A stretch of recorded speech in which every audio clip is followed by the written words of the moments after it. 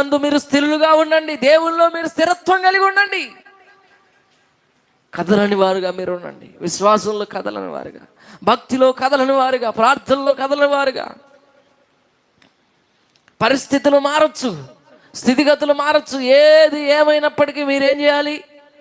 స్థిరత్వం కలిగి ఉండాలి. ఒక స్థిరత్వం కావాలి.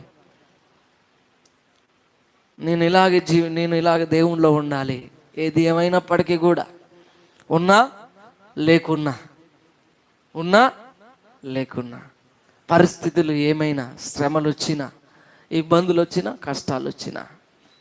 ఎందుకంటే ఇది శాశ్వతమైనది కాదు, దేవుని రాజ్యం శాశ్వతమైనది. హల్లెలూయా. ఏది శాశ్వతమైనది? దేవుని రాజ్యం శాశ్వతమైనది. ఆ రాజ్యము కొరకు